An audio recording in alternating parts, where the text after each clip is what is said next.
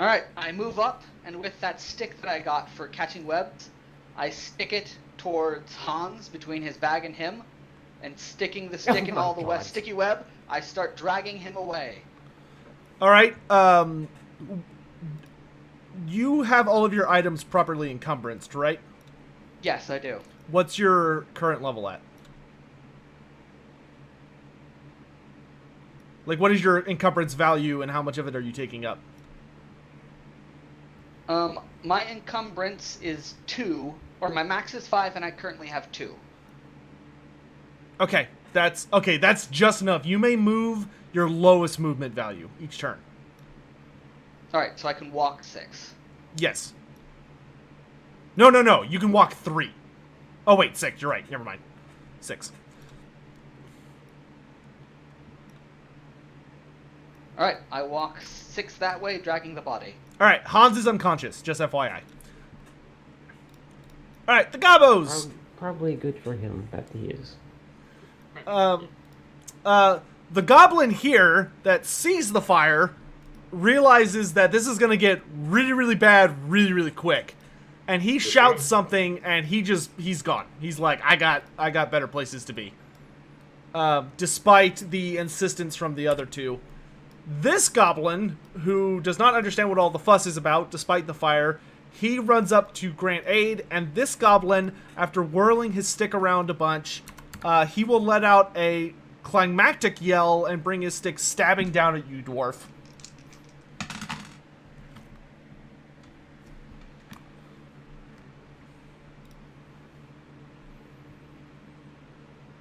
You successfully parry him aside. And as the shot is blocked, you hear a pretty ominous sound of something very hard and very big moving above you. And from a hole in the webbing out crawls a very large spider. It's not colossal, but it's notably larger than the other spiders. Is it still on the webbing that's about to be on fire? It is coming out of it, but it does not seem to have noticed the flames just yet. But it's about to, trust me. Okay. Verv, it's your turn. Hey, you skipped me! Oh, sorry. Drax, your turn. Oh, yeah, because the goblin... I removed the goblin that had the turn timer. Yeah, I will use my advantage to disengage, grab Hans, and start moving. Take a fear check real quick, because the spider is enormous. Or large. He's large. He's bigger than you, so you need a fear check, is what I'm trying to say. Nope, I forgot mine. You were faced the opposite way, looks like. No, the large spiders do this to me.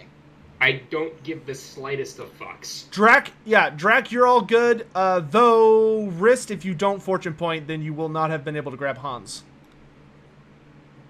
I will resolve. Yeah, I was going to say resolve. Well done. All right, so you remove the fear condition and you successfully grab him. Drac, you may disengage, no problem. You might want to help grab Hans on the way because you can actually. That's what I said I was doing. Okay, you may carry Hans and move normally. All right, Verv, you're up. You see fire going everywhere, and you think you've got about 10 seconds. I will tell Verstappen to run, and I will run. So. 20. All right, everybody's booking. My movement 5 run. Everyone's booking it, right? Yeah. All right. Yep. Yes. Everyone take a athletics check to try and outrun the flames as they consume the ceiling, the walls, the floor, and generally make the air hard to breathe and possibly cut off all exits. I can use This my sounds advantage. challenging, right? It is a challenging athletics test. Test. Is that plus 0? Plus 0. I think I will spend my last fortune point on this. And you can't use, what is it called? Advantage? You can. No, you can't. You have your advantage because it was still in combat. Oh, fuck. Sweet. Oh, Drax gonna eat it. I'll reroll it. It's fine. I will use a fortune point to reroll. I have like 3 different ideas for backup characters. It's fine. I don't care. You've got plenty of fate points. You're fine. I know. All right. I can choose not to use them, sir. Okay, so as the 4 of you are running, you, jeez, everyone except Verstat. Verstat, being the one I who do pass. Oh, you do? Yeah. Verv. Oh, with your fortune points? Yeah. Okay. Verve and Vertstat, being the ones that were closest to the flame and also closest to one of the exits, you managed to book it the hell out of there. But looking back, you do notice that the dwarf and the halfling are struggling. Okay. As seeing that, Hold up. I Hold up. also carry Hold up. Okay. so Hold there's on. that. Hold on. Allow me hold to on. finish the descriptor. Sorry. Halfling and dwarf. The two wizards ahead of you are making their way towards the entrance, and they do look back towards you. But Drac, you are carrying a lot of weight. It's been a hard day. You fought a lot. Fire's generally not really your thing. You're used to ice and snowiness.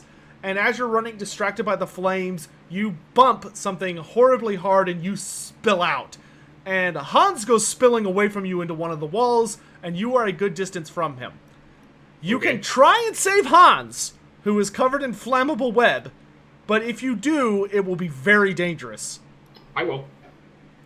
Halfling, you only failed by 1 degree, you're fine, you can make it out.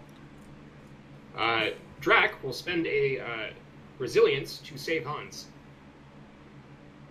Oh, you're gonna spend a... okay. You do a resilience after you've That is gotten true. the result. Yeah, so I will. Yeah, Whatever so- check is it to? It's gonna be another athletics check. Okay. You can be assisted by anyone that wants to come back and help. But if y'all collectively fail this, there will be severe penalties. Well, if we collectively fail this, I just spend a resilience. So. That's fair. It's a resource. I will spend it. What's the modifiers? It's just challenging. Anyone assisting? Nah, there's not enough assistance in the What? world for that. You use a resilience, you just choose your roll result. Yeah. Okay, I choose a 1 or. Cool. whatever. A one's fine. All right. So, feeling the fiery wrath of the dwarves fill you. You refuse to be like one of those southern dwarves who has allowed the goblins to cheat you of your victories, even when you've earned them rightfully. And you're certainly not going to let these idiot wizards cheat you of getting to a basic job just because they're too stupid to realize what happens when you light an entire building made out of flammable material on fire. So, No, we knew what was going to happen. buoyed by the wrath of your ancestors and refusing to suffer the indignity of letting this poor kid die, you manage to bolt forward, grab him, and you basically just hurl him towards the entrance where he semi-gracefully, but probably no worse than he suffered from the goblins, bounces off the floor and manages to roll to safety. And you run after him with a very warm feeling on your back and maybe a few singed hairs from the back of your head, but nothing worse for wear, and all of you managed to escape the flames. Whether the spiders escaped or the goblins escaped is hard to say, but nonetheless, they're probably not coming back. Don't hear any like screeches or like the wailing cries of spiders when Oh, they're burning. you do, but as you run and realize how big this webbing is and the fact that it's spreading into the kindling of the actual trees surrounding it, you don't really have time to sit around and worry about it. Okay, we keep going. This is going to turn into a rather severe blaze very quickly. So as we're running, I say to Verve, so this could have gone worse, right? We can keep running. I will laugh and almost mirthfully. Yeah, that was. I knew what was going to happen, but I didn't expect it to happen so fast. So when I thought it'd be a we slow finally burn. get clear, Drax's going to walk right up to Verstat and say, "You, Ungi, are an idiot, but at least you're one worthy of sagas. That was impressive." Thank you, Master Dwarf. I admit I was nervous and I didn't see another way out. Thankfully, Vertstat did not think about taking a bet on if anybody had a phobia to fire. But in any event, you have all made it out successfully, and Ooh. Hans, after some rousing, is revived. You manage to get the webbing after him, and he's very shaken. He probably has some broken ribs, and overall seems very winded and tired, but he's alive. Good. And after a little bit of time, him and the food have survived. You all eat, recover your strength, sleep at night, probably trying not to have nightmares about that chitinous monster that was coming out to get you all. And Hans actually very surprisingly compared to his seeming ineptitude earlier, seems to know this part of the forest well enough that he gets you back onto the trail, and you notice it's an actual trail at this point, and you make your way until in the distance you see a colossal, impossibly nice looking, for everything you've seen so far, tower sticking out of the forest. Real quick, did we regain any wounds from resting or anything like that? No, not in these conditions. Okay. So, Verstadt will motion toward Hans a tower. What is it? He nods wearily, and he says, "Oh, that's Lord Silverhand's tower." Of course it is.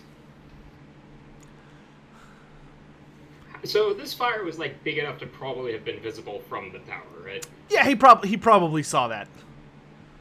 Whether Oh, I hope he wasn't having plans for that forest. Being a logging company and all. Hans shakes his head and says, "No, he's not interested in regular wood anyway. He never harvests normal trees unless it's just to build a barricade or something." Good. I wouldn't want anyone coming after me. Well, here's to hoping that that part of the forest will grow back less like this. And I will kind of look out to the rest of the forest.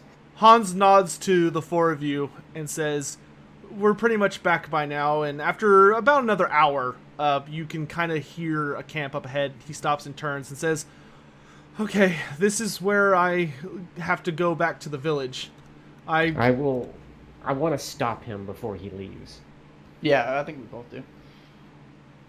Okay. Drac walks over and hands him eight pennies. Wait, what was? How much did he say he was going to pay for this job? 8 brass. Yeah. 8 brass. He hands him another 8 brass and says, "You earned your more than your pay this time." He looks down at it, and he nods gratefully, and he says, I can't accept this. You saved my life." Oh, that's fine. I grabbed you, and Risk will put out his hand. Drac just levels a glare at the halfling.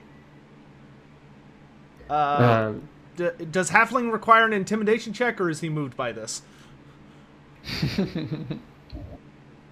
The guy who splits spider skulls for fun is definitely something Rist does not want to actually tangle with, so he will step back. Okay, no check needed then. Great. Get yourself. Make sure you're all healed up before you go out again, boy.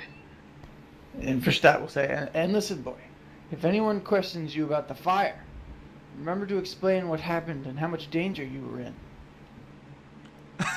What, you mean those stupid goblins who lit their own stupid den on fire because they knocked over a log that was in the fire pit they were cooking food to get it ready to cook him? I don't see why he would have to tell anyone about that. That's a good point, Risk. That is an excellent point. He does get kind of a serious... He looks down at the coins thoughtfully and rubs his eyes a bit before putting them away in a very, very secret pocket that none of you noticed until now. It is so well hidden on his person. Before he looks at the four of you, and he gets he gets a pretty heavy, like the air notably thickens with seriousness, and he says, "Listen, I really like and owe you the four of you, so between you and me, don't go into the Hager crypts. It's not safe. Don't go up there." He looks back at the tower and he turns back to you and he says, "Silverhand doesn't respect anything. He just takes what he wants, and that's all he worries about. And Rogenbach, my mom says Rogenbach's back, and you don't go up there." Who is Rogenbach? His wizard. It's the good thing. We don't know. It's the thing he sacrificed the cats to.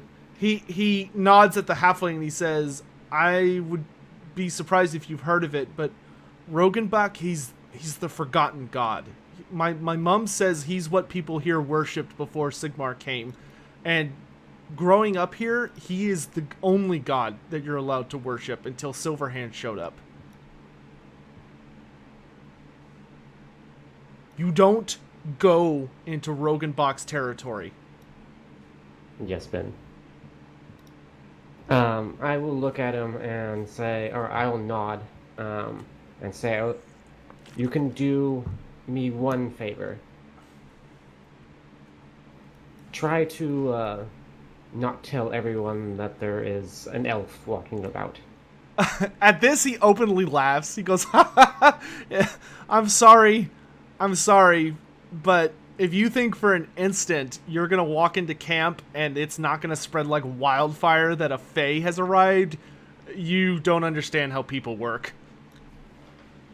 Perhaps I never will.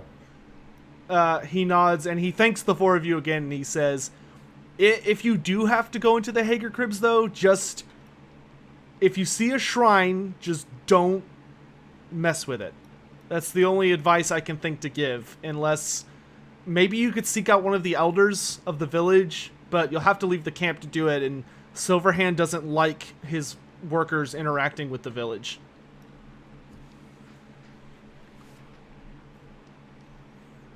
And then he wishes each of you good luck, and he leaves. Good luck, Hans. Goodbye. Have a good day. Try not to get eaten by spiders. Have a pie. I will slap Wrist upside the back of his head. Turn and give Wrist an even scarier glare. Poor Wrist. No one appreciates him. Hold on. What am I holding on to? Oh. Yeah, I take that and face plant. Oh, yikes. Yeah, you... There is... The elf didn't mean anything serious by it, but there seems to be a cosmic sense of justice that comes bearing down on that comment from something. And not only... She gives you a light smack above the head, but it somehow leads to you tripping over a root and sprawled out. It just ends way messier than anyone intended. I'm sorry. Why'd you do something so mean? How could you be so mean to a poor halfling? Don't you think it's mean? I will say with big eyes towards the dwarf. The elf was so mean. I think the Elgi was justified. And Cool that's check. not a thing a dwarf says often. Cool check! You get a bonus, though. Me? Yeah. Okay. I don't know why. I don't know why he's trying to charm you, but he is. Oh, shit. What's the bonus? It's secret. Don't worry about it. Yeah, no, you're not charmed.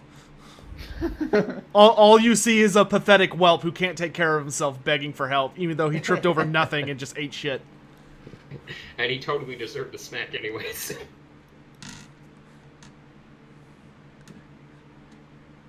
Oh my god. Upon seeing this not working, he stops the blubbering and just grumbles to himself and stands up.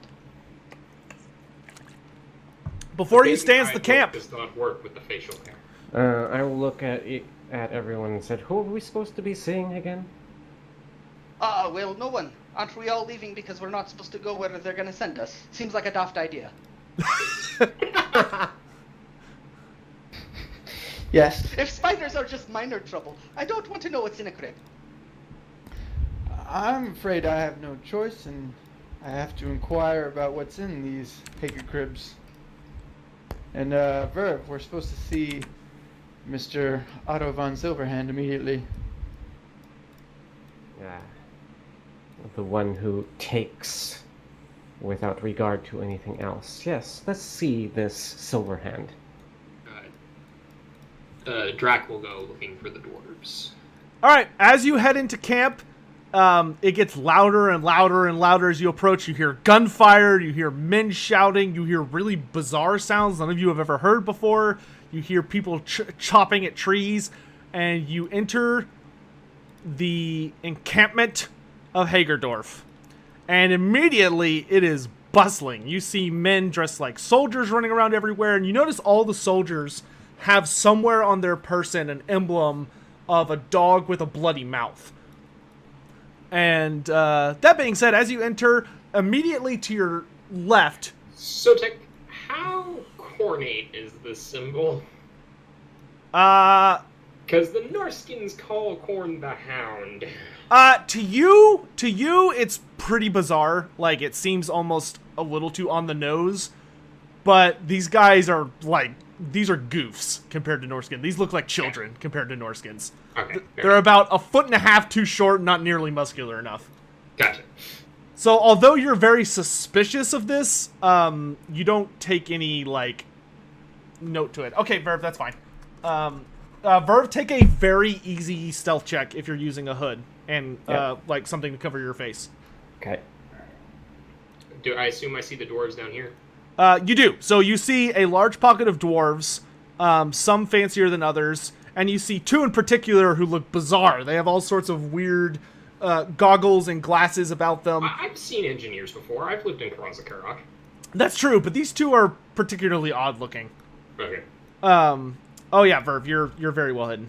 Okay. You look like a mysterious human. All right, so you're just gonna go straight towards them? Yeah, because there wasn't anything about seeing the dudes, so I was gonna go hang out and meet up with the dwarves and find out what's up. I will look at Verstadt and say, if you could lead the way, I am nervous about this. Verve, this place reeks of, like, butchered wood, oil, gunpowder. It is like the worst traits of humanity all put together. You'll see me visibly, like, shaken and very at probably at the most unease that you've seen me thus far, even during the spider fight. All right, Verstadt will nod and say, "Yeah, I'll have the lead." Drac, we'll start with you. You pass by a bunch of very, very poor-looking individuals. They're all wearing kind of the same kind of clothing that Hans was, and they're all just kind of chopping at wood that's been brought into camp and breaking it into smaller pieces. They look miserable, yet at the same time, like, this is just what they're accustomed to, and they're actually doing pretty good. They look like they've had a life of misery, but things are fine, I guess is what I'm trying to say. I'll be right back 1 second. As you approach the dwarves, though, one of them spies you, and he immediately raises up his two-handed chopping axe, and he approaches you in a huff. And he says, "Oi! Who are you?" Drac Throstax, Ranger. He chews on his mustache a little bit, and he says, "Throstax? Is that a clan?" From Krakadrak. Service of High King Thorgrim. At both of these pronouncements, he'll raise an eyebrow and say, "Oh no, you have to report into Silverhand before you work here. Alright then. We ain't taking no strange wandering dwarves in here."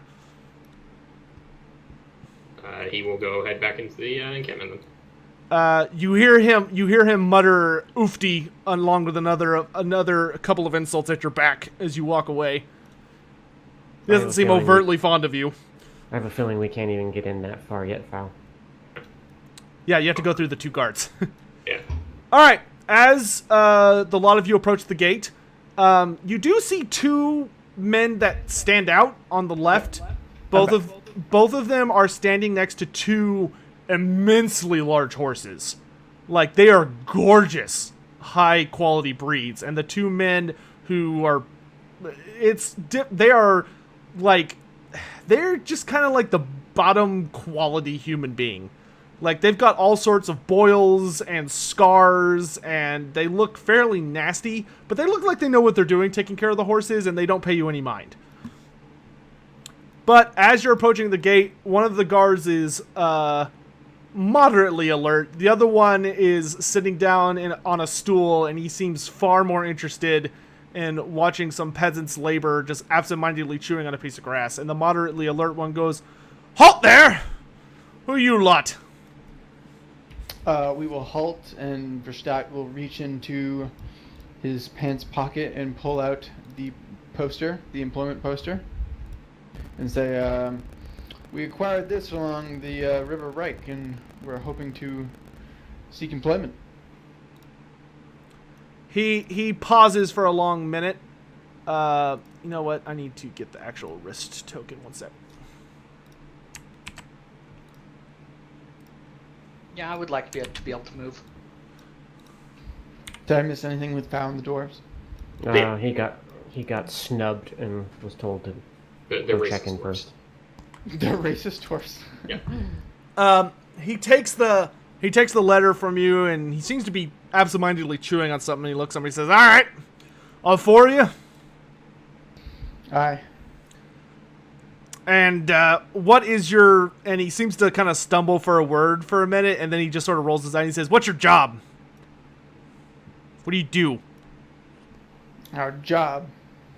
Well- I will kind of speak up from behind you and say, "We did that." And Point to the giant I will smoke in the I will background. point to the smoke in the far distance. We Because the just burned fire's out. still probably going. He leans over to see past you guys and looks up at the big black belch cloud, and then leans back forward and he says, "You know, in a lumber company, you're supposed to chop the wood, not burn it, right?" That Well, was goblins, not That was filled with goblins and spiders. Also, sir, we're very new to the lumbering business. He nods and says, "Aren't we all? All I hear right, charcoal is a good business, though. whatever, woman. In any event, any of you wizards?" I am a wizard, yes. Stares and just gives the side eye to the dude in bright red. And I will say I am as well. He nods and he looks down at the dwarf and he says, "Why didn't you report into the dwarves?"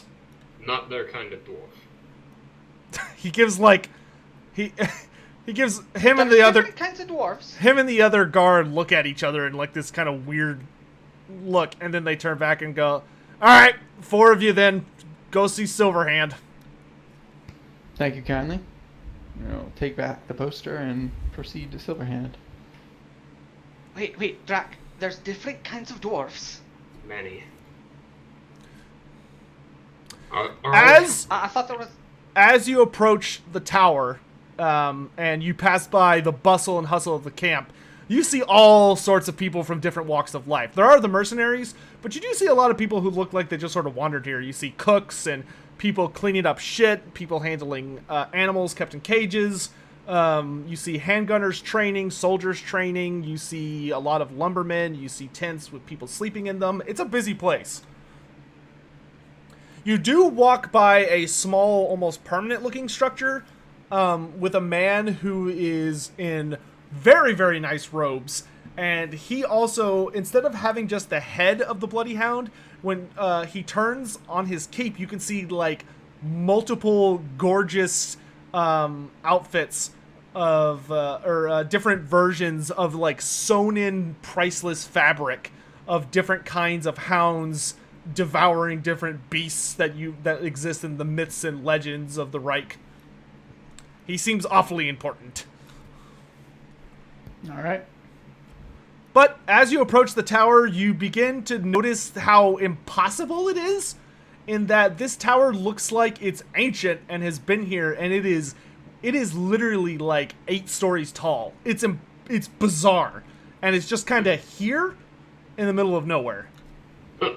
The boy was right. The tower does move. Hans said that the wizard had a flying tower. Which of you I have don't see it moving. Which of you have second sight?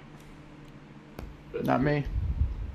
How do you not have second sight? Because it's expensive and you can only get one talent. That's fair. No, I do not have it. Okay, no, then never mind. All right, do you all want to enter the tower? I do have the dwarf thing of, like, bristling under when near magic, though. Oh, don't you worry about that. You'll have plenty of that in a minute. Okay. Verstadt will clear his throat and say, I suppose we should be heading in and get ourselves checked in. Brief question for you lot. I can't really read this, so this did not say that halflings have to see him first thing, right? I remember that being described to me. No, you don't. Right, But I you would go still talk to him, suggest come it. back and tell me how it sounds. I want to schmooze around camp a bit and figure out how things lie before I go in and sign papers. Very well. I don't see why there's a reason to get us all in there. Better he knows or thinks we're only 3. Bring me. I'm pretty sure they know we're 4. I don't think he'll miss a halfling walking through a guarded fort. Aha, fair enough. But you got big fancy wizard and dwarf things, too big for a halfling. I'll just get around and gossip a bit.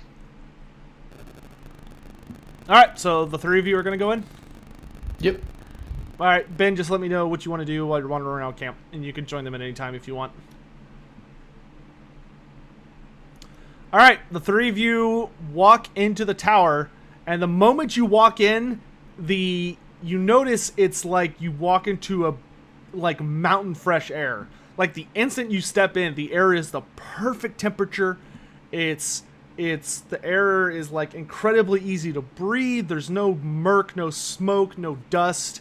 It's exquisite.